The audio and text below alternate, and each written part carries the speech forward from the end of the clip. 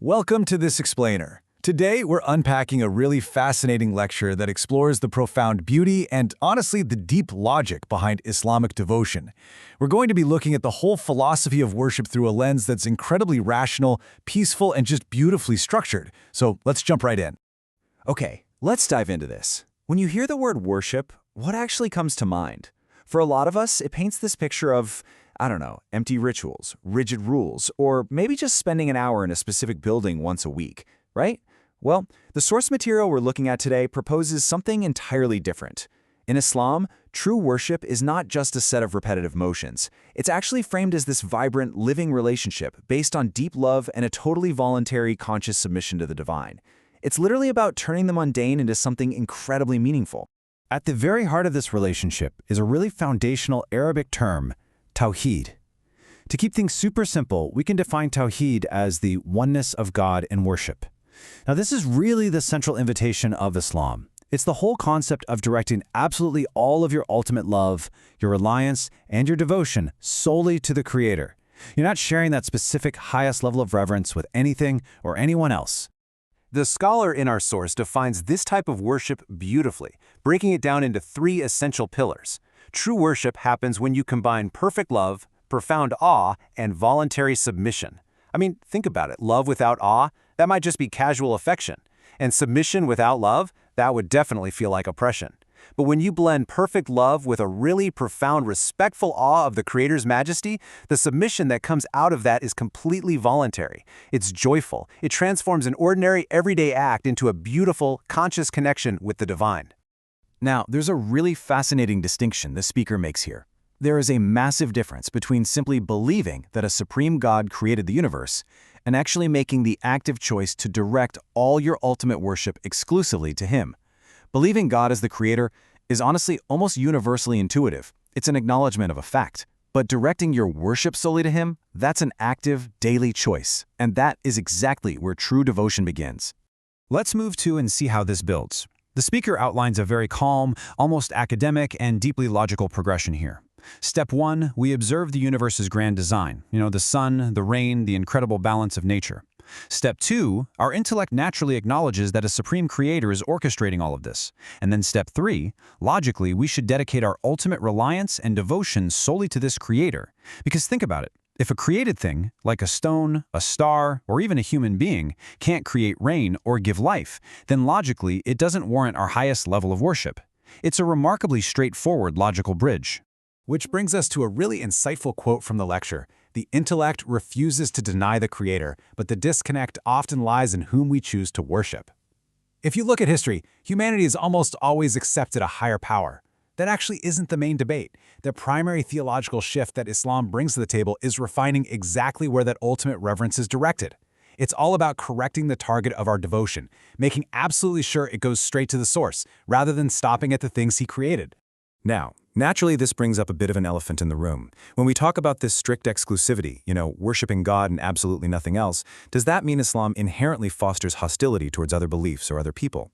It's a super common misunderstanding, especially in today's climate. So let's look at how the theology actually handles this. I think you'll find the answer is quite gentle and honestly, deeply personal. To really understand this, we need to introduce another concept from the lecture, and that's the word Tawheed.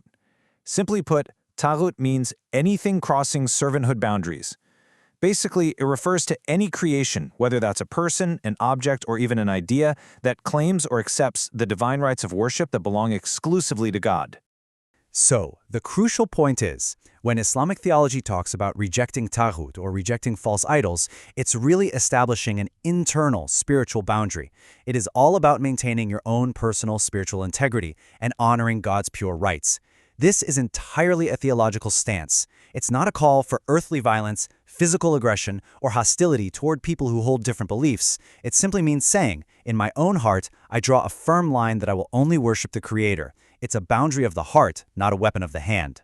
And this brilliantly illustrates where this theology takes us in practical daily life. Just think about a typical 24-hour day for a second.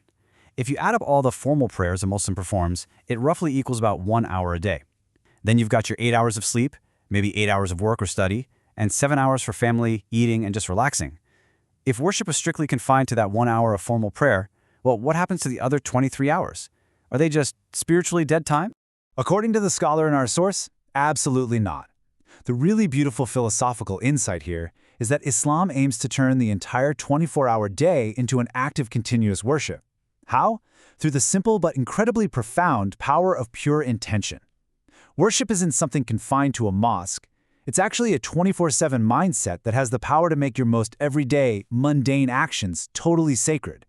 The speaker shares this wonderful historical anecdote from a companion of the Prophet named Abu Musa al-Ash'ari. He famously said, "I anticipate a reward from God for my sleep, just as I anticipate a reward for my night prayers." I mean, think about the mindset shift there. Even a completely mundane act, like just resting your head on a pillow, becomes an act of worship. How? Because your intention is to recharge your body so you can wake up, do good in the world, be kind to your family, and earn an honest living. The lecture gives some incredibly relatable examples of how everyday actions become sacred. Working an 8-hour shift to provide for your loved ones? That's an act of worship. Earning an honest living so you don't have to burden society? Worship.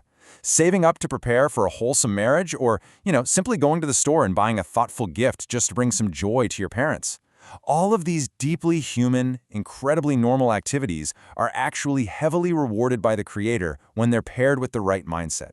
But there is a key to unlocking all of this, a core condition for these daily actions to truly be accepted as divine worship.